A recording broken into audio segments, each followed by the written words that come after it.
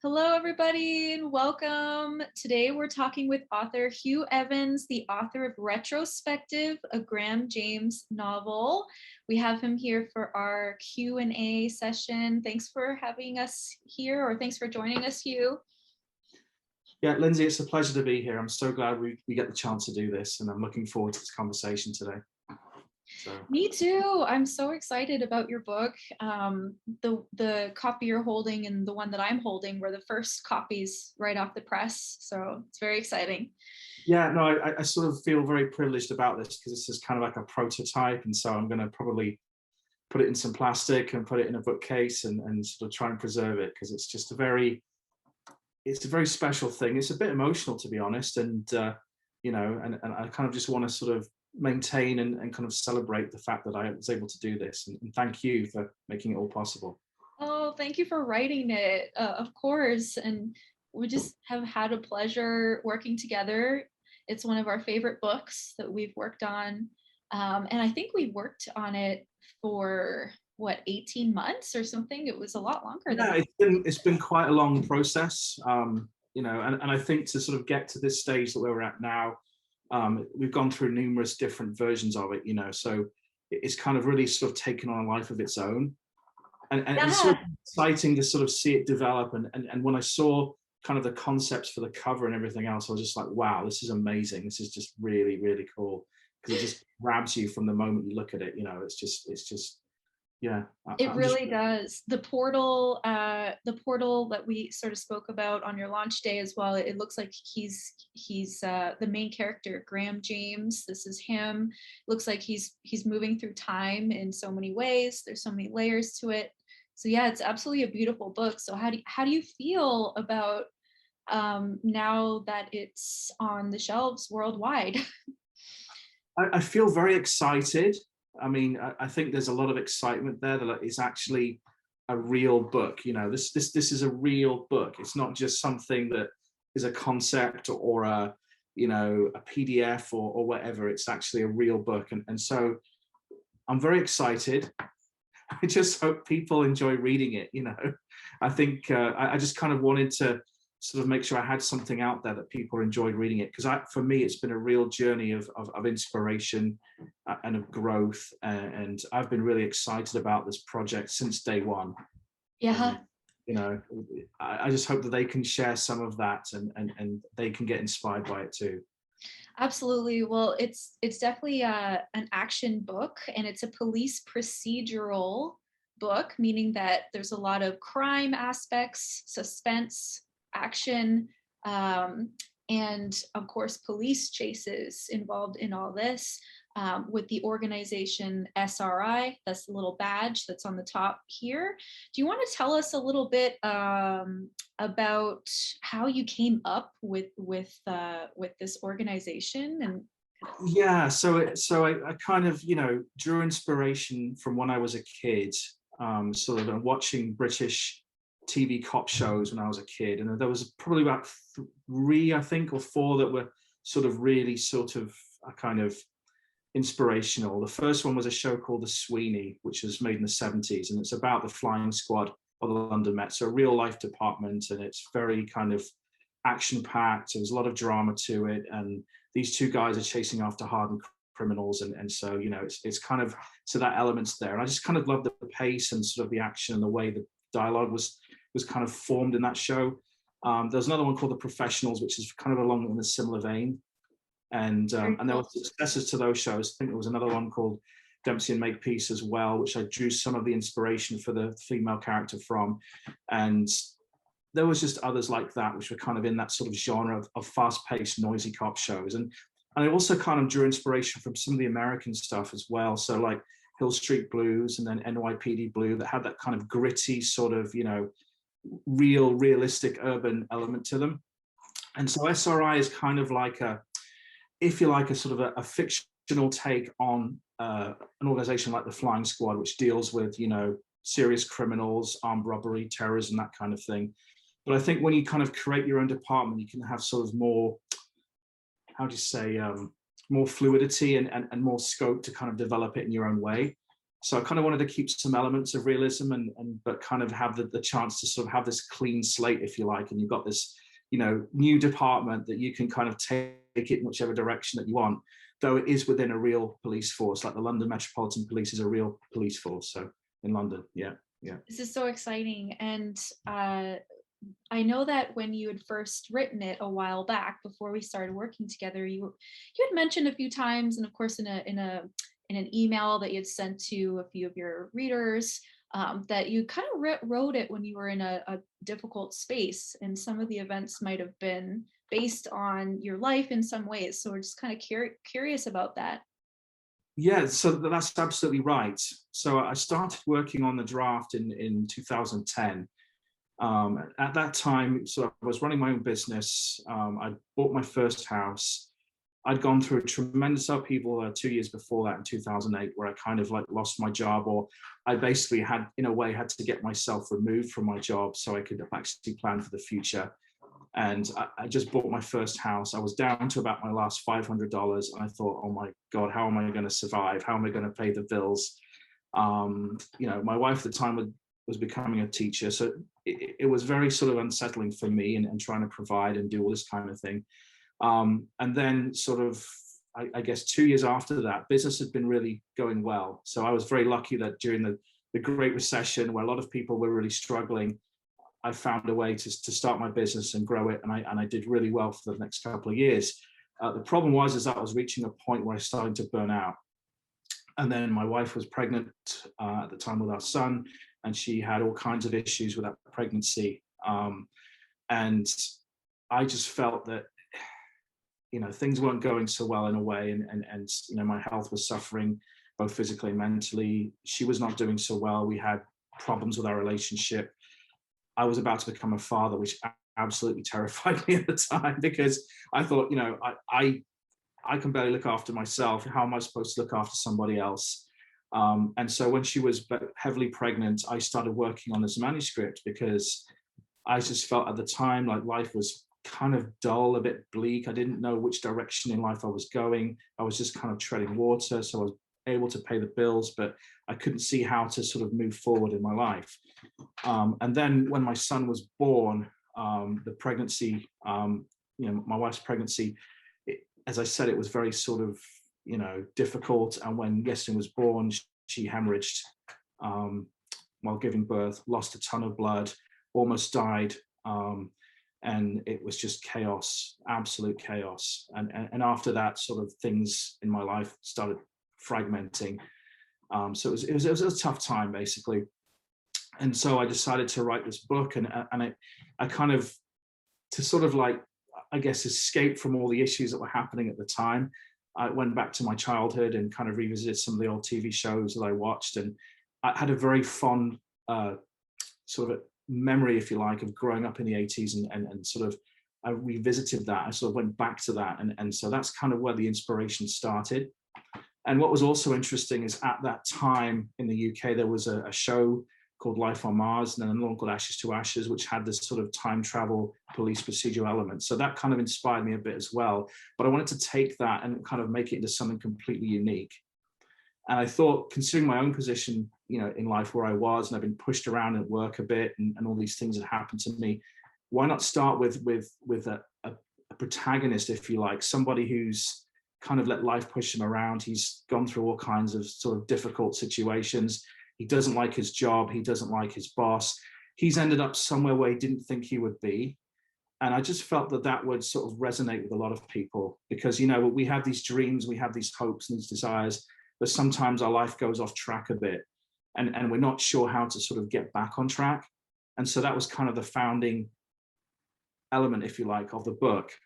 But I thought, why not take that and sort of take this guy in the 21st century, so in modern day times, who's kind of at odds with what's going on. He doesn't really know how he fits in and what to do, and he's unsure of himself.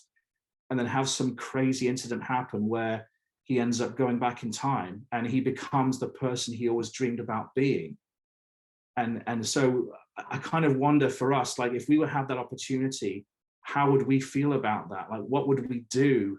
I think it's a really interesting concept. And so that's really what the book is about. It's about a journey of self-exploration, but it sort of takes place in two different time periods.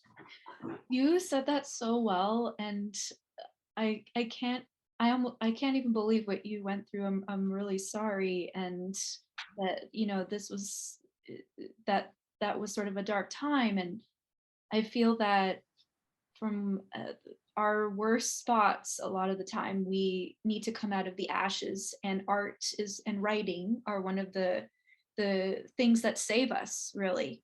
And so we talked about this being sort of an escape when you were writing it, but it's sort of also a thing that saved you. So is it really an escape? I don't know. It's hard to tell, right? It's hard to tell. um Yeah, I think maybe we can call it escape therapy or something. yeah, yeah. Perhaps, because it actually proved to be therapy for me. And the more that I delved into the story, the more I sort of realized the possibilities of where it could go. And so it was, in a way, it did save me. And, as the years have gone by, it's sort of gained momentum, and it's kind of helped me put things in perspective, because I was able to turn my life around. And this book here, this has been kind of an instrumental part of that. Like it's Wow. something that I sort of, relate to. And even when I've had a day that, there's been a lot going on, things like that, I'll sometimes just go back and revisit the manuscript and just read bits of it. I know it sounds really corny, No, but it's great. it's I do, and I'm immersed in the world again. It's just Yes. yeah.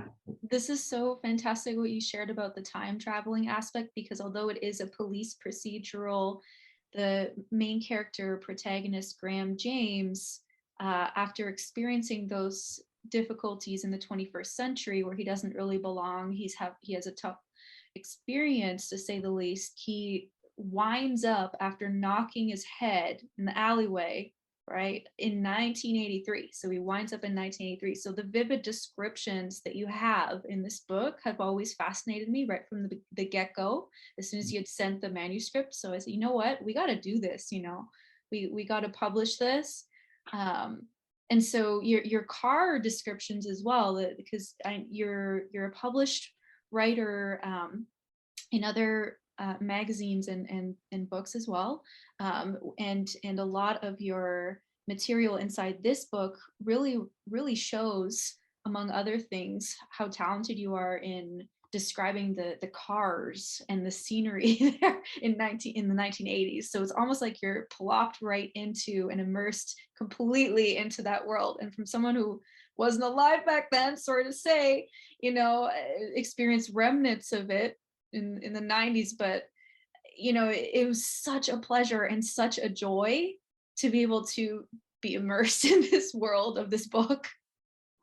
Well, I'm really happy that you sort of said that, and I'm very excited, because that's was what I was kind of aiming for. I really wanted people to experience that era, because I love that era. And it's just, and as I get older, I probably love it even more. And I just kind of wanted to convey that experiences, even from people perhaps who weren't born then or were too young to remember what it was like, because it was different, it was unique, and it was, in a way, I sort of remember it as being very sort of inspiring. There was a kind of a shift that took place. In the UK, you have to remember, in the 70s, there was lots of issues. We had, high unemployment, we had rising inflation, so like a lot of things that are happening now.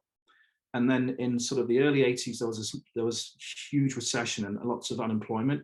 But then things started turning around, and we could sense a sort of a certain amount of optimism. And I think that was reflected in the music, in the TV, and the movies that from that time. And I think today there's a lot that kind of resonates with what we're going through now. But the era was fun because I think people generally took themselves less seriously.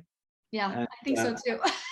and I think, and if you watch some of these old TV shows, I love it, because the plots are kind of wafer thin a lot of the time, and some of the characters are kind of larger than life, but I just love Yeah. the sort of bits of humor that are interjected, even if it's a serious show. And so I kind of wanted to bring that to life in this book, but put a unique twist on it. And there was a lot of variety in the 80s as well. There's a lot of different things happening. And so I kind of wanted to incorporate some of those elements. And people had different attitudes to life, and you saw kind of a fusion of what was then sort of old school ideas with progressive ones. So it was this kind of like changing time, if you like. So for example, in this book, you know, we've got our main character, Graham, who's from the 21st century, but in some ways identifies with the 80s more than he does the present. And then when he's in the 80s, he kind of sees things differently as well. You've got his partner, Emily Braithwaite, who's a modern progressive girl in an old-fashioned world. And they've got their boss, George Donaldson, who's the head of the SRI unit. And he's this sort of, you know, patriarch, if you like. You know, he's an old school copper with old school methods, but deep down, he's actually a bit of a softie, but he never admits it, you know. So you've got all these things happening. And I think it was just really cool to sort of bring that to life and just absolutely bring the sort of little details. So the cars, for example, I wanted Graham and Em to drive specific cars. I wanted Donaldson to drive a specific vehicle. You know, I wanted them to have their own sort of identities. And as you read the book, you'll find a lot of people smoke, because back in the 80s, a lot of people smoked. Yeah.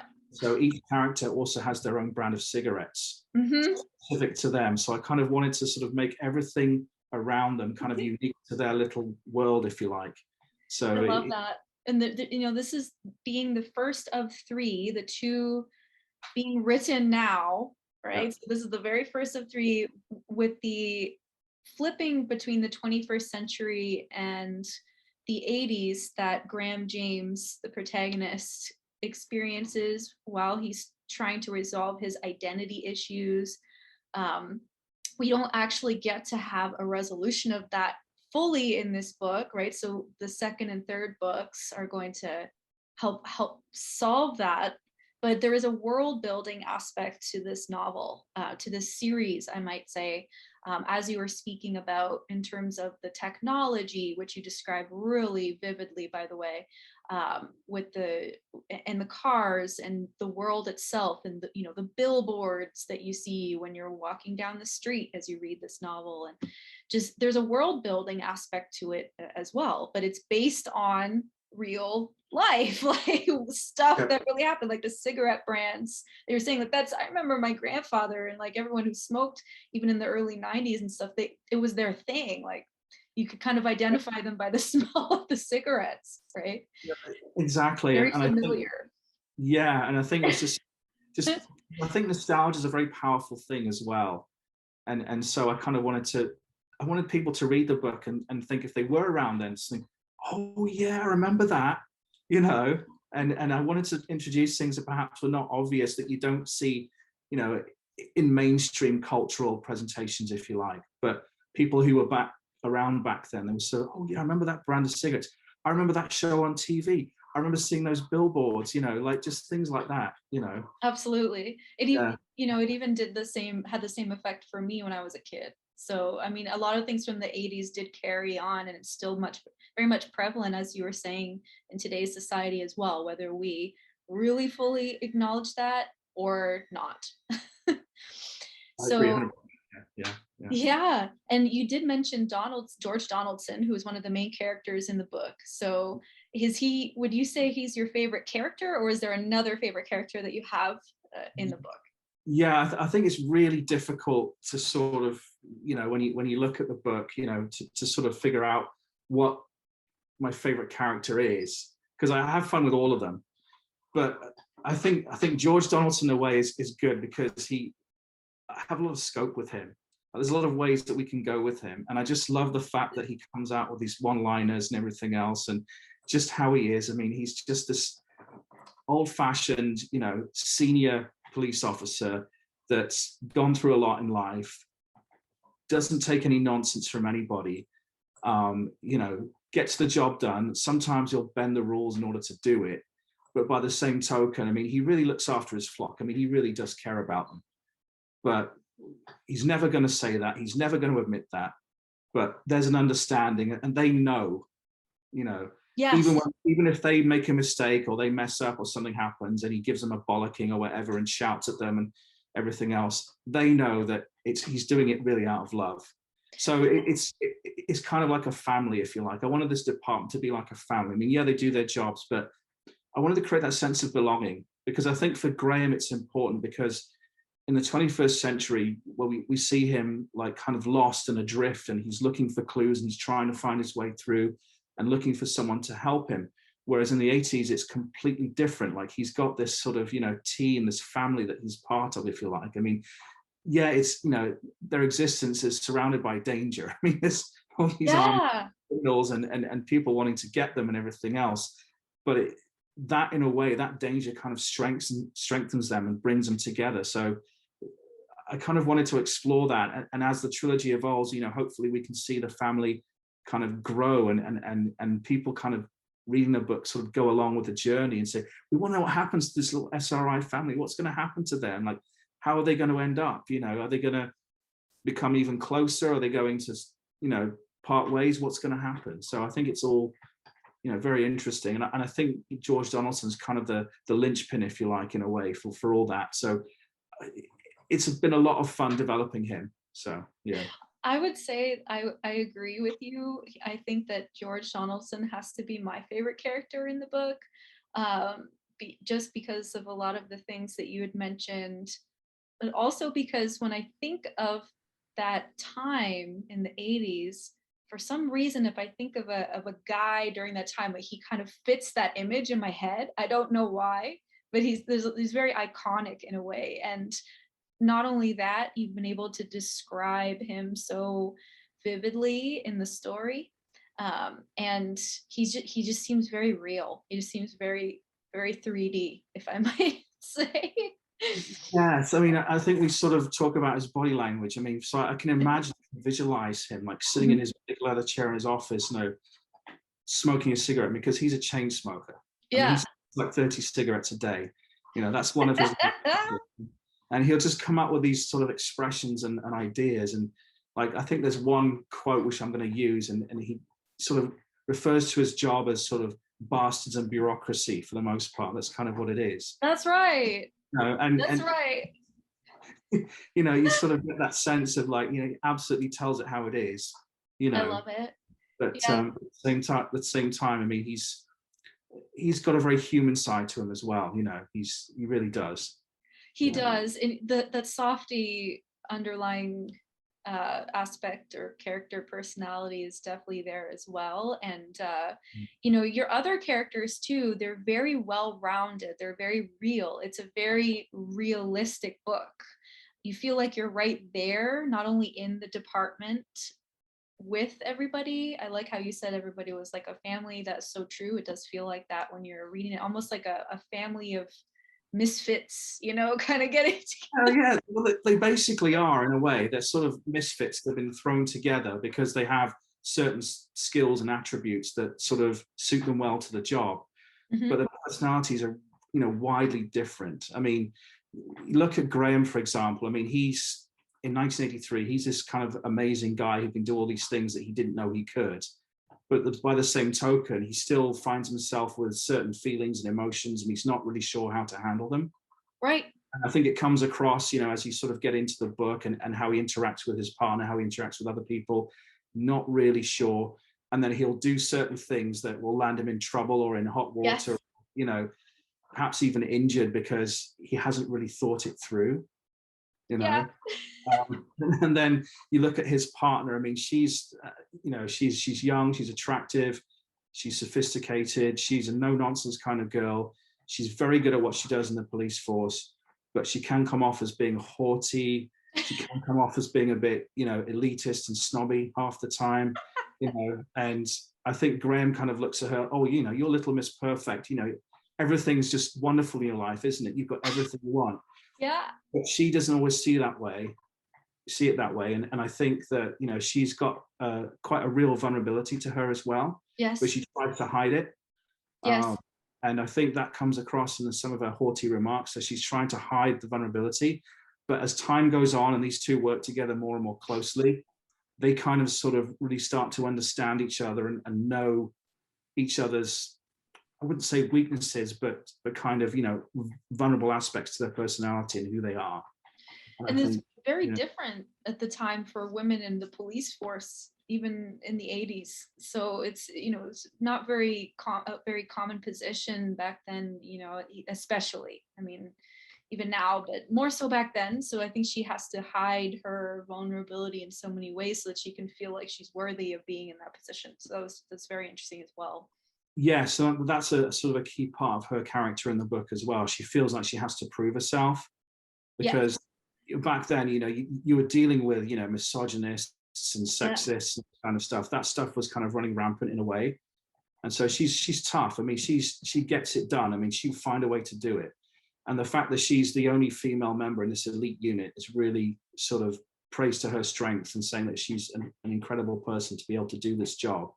I think in that Absolutely. time frame as well. And you'll see that, as things develop, and you'll see how she rubbed up against some other characters that kind of are introduced. And Hmm. it's really quite interesting dynamic between her and them, and also her and Graham and George Donaldson as well. The character development is really sophisticated in this book. It is plot generated, but also character generated. It's a little bit of both. I'd say it's more so character based than it is plot based, although we do have a really cool, magnificent plot running through this. But you've also written about some very serious criminals in this book who are jewelry store robbers. But not only that, there's this big crime that won't really be revealed until possibly the second or third book in this series, the whole backstory to it.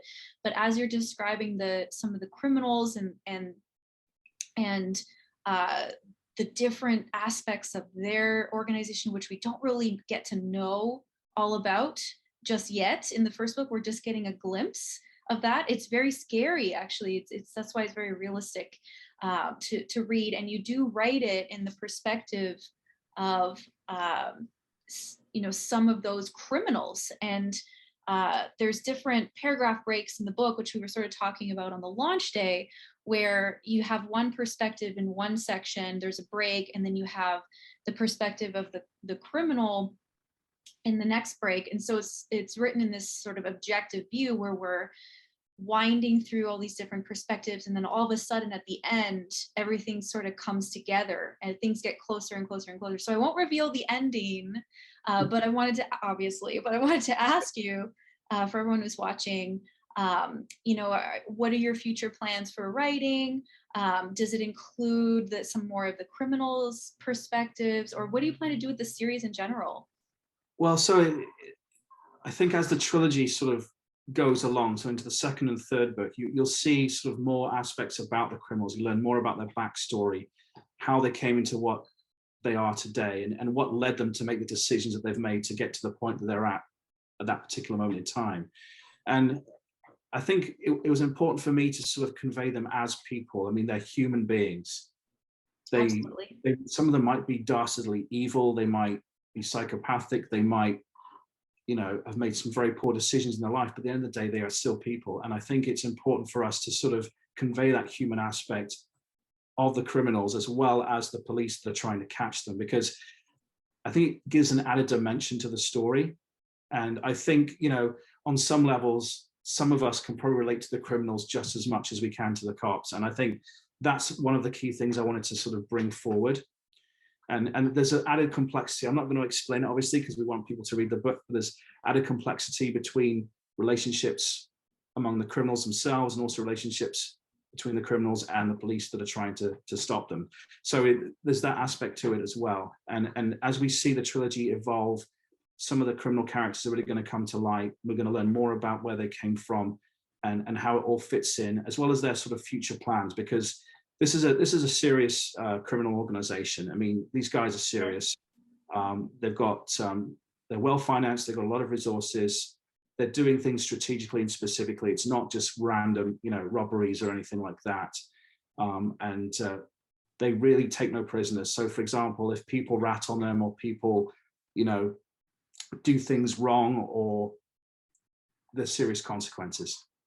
And Yeah, so very well put. I wanted to make this sort of criminal organization quite menacing in a way. So it's like, and unpredictable, like you're not exactly sure what's going to happen. That's So very well put. yeah. I So got shivers all over me when you said that they were, they're real people. Of course they are, and yeah, that's not usually portrayed in many novels. It's usually, or shows, or books. It's kind of black and white most of the time, which is not. You explore many gray areas in the relationships. It's very yeah, interesting. yeah. I think that's what I wanted to try and do. And I think you'll see that more as the trilogy progresses. You'll see more and more different shades of gray. And so we Absolutely. want to keep the readers engaged, and hopefully they'll enjoy the journey and the direction in which this trilogy goes. So I'm very excited to continue working on it. And we have talked about possibility of doing some spin-offs as well. I don't want to reveal too much now, but there's all kinds of ways that we can connect to the main trilogy as well. So I'd ask everyone, if you do sign up, stay tuned. We'll be doing teasers, we're doing special blogs, we're doing things like that to kind of give you some insight of where this whole world building exercise is going. This is so exciting. I can't wait. I got full body shivers when you mentioned all of that. I think this is very exciting. To me, that's good news and a good sign whenever that happens. Obviously, I'm very excited myself. We're very excited about the trilogy and this book, especially since it just came out on September 13th, 2022.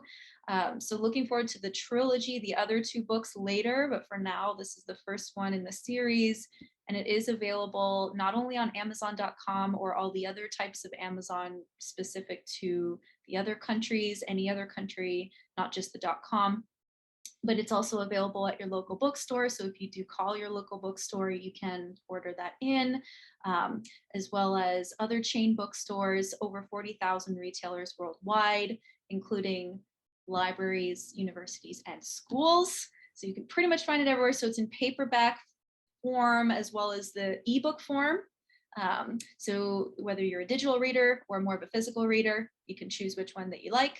But thank you so much for joining us today. This is Retrospective, a Graham James novel. And thank you, Hugh, for joining us on this call.